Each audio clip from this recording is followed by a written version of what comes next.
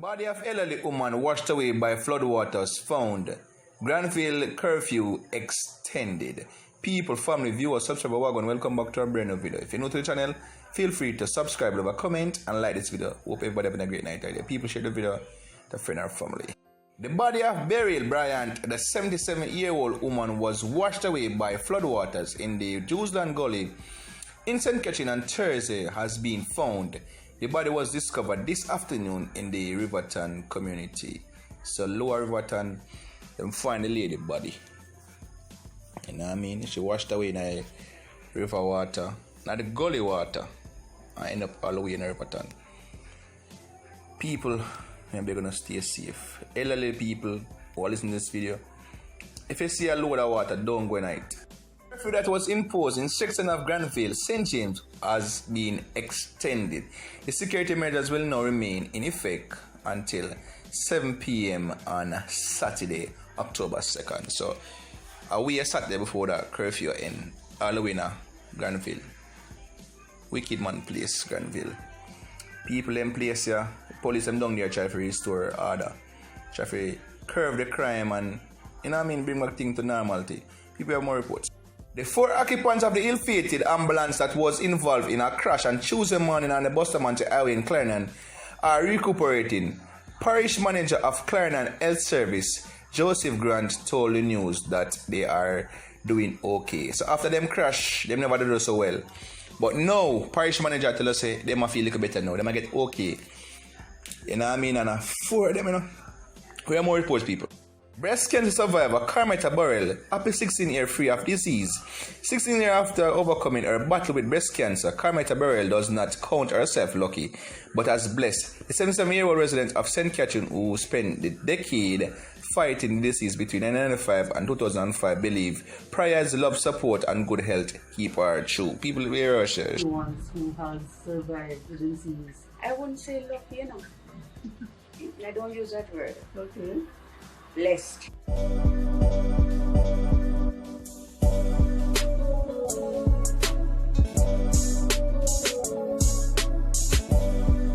How is your current health status?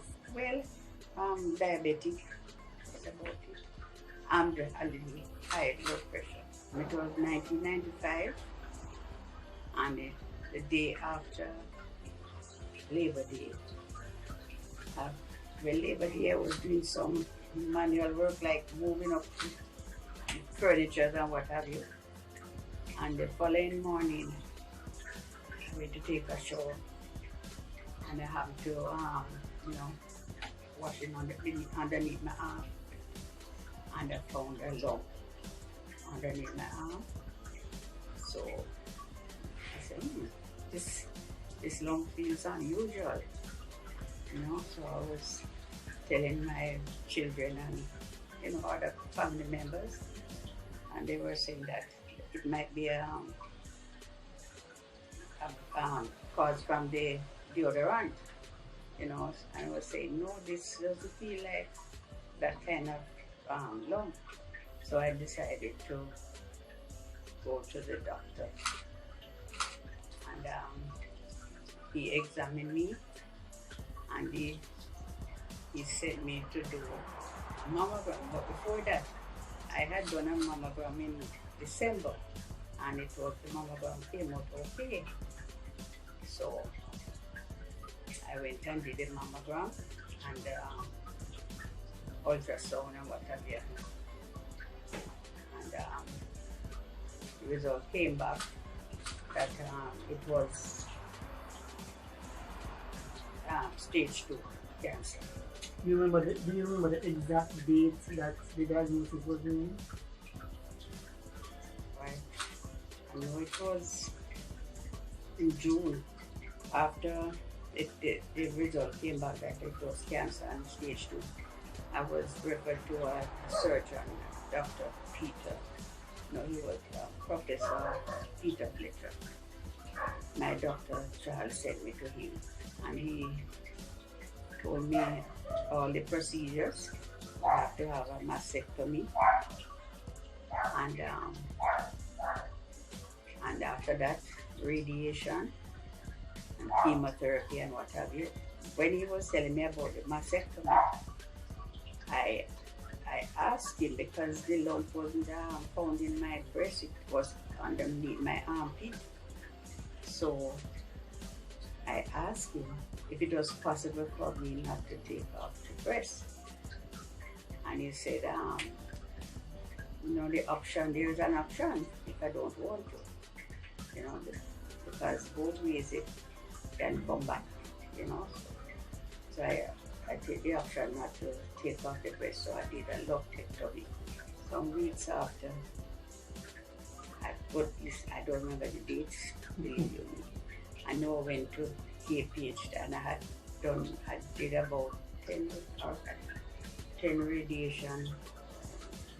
I know I did radiation. And after that, some months after, I did chemotherapy. And after the chemotherapy, I was put on 5 years of tamoxifen. After 10 years, I was discharged from the doctor. But what if I didn't feel no pain or anything, even when, because the lump, I didn't have no pain underneath my arm or anything, so it just felt normal. The only time I had pain is after surgery. There was some discomfort. And the chemotherapy, well, I'd trim my head. I'd taken off my hair before I did the chemo because, I didn't know what it would be like. From that I have not got my hair. And I'd keep doing my test like every 6 months. And then it went to yearly. How do you feel about being one of the lucky ones who has survived the disease? I wouldn't say lucky, I don't use that word. Okay. Blessed. And a whole heap of prayers from the church. My church members prayed a lot for me and my family. And I took good care of myself. I was on some herbal products for about 2 years, After the 10 years passed?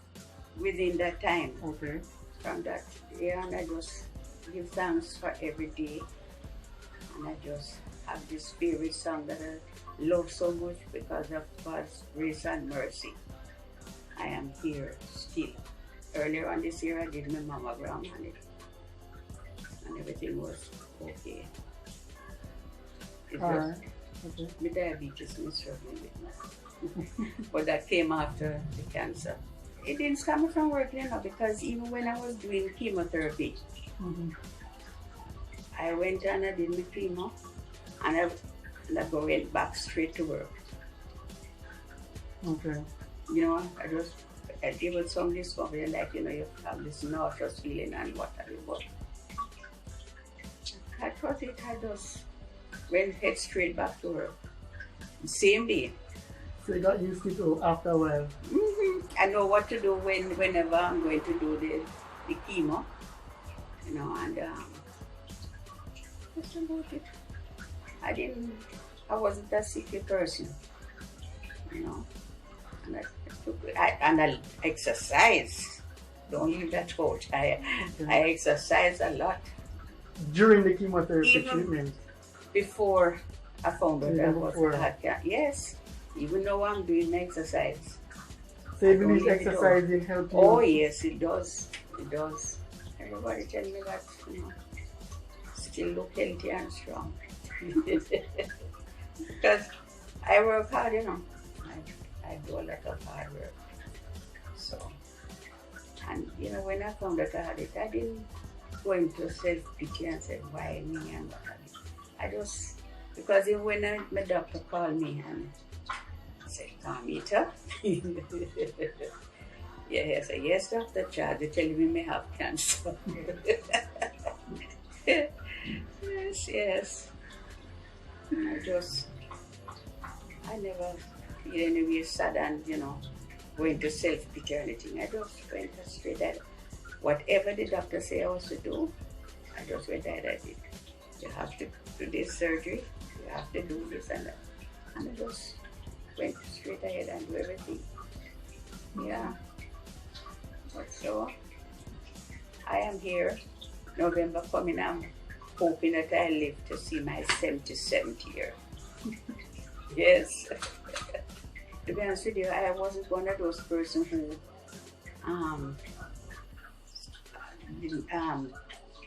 some people then stop eating this and then stop doing that. I just do everything same way, in moderation. Mm-hmm. I never leave out anything. Never. It's just like what you consistently ate before. Yes, just moderation. I believe in moderation. You don't overdo anything. But you don't have to eliminate everything. So your body needs every little thing. So, yeah man, stay healthy. It's good to be alive. Mm-hmm. Every day we wake up, man, I just give God thanks for the many blessings. Many blessings. He has blessed me so much. You know? Yeah, man. Carmetta does not see herself as lucky, but only blessed with love, support, and everything brought her through the rough ordeal. Between the year 1995 to 2005 was some of the roughest years of her life. She get past the breast cancer, and this November coming, she's 77. Many years after, 16 years later, she's still strong.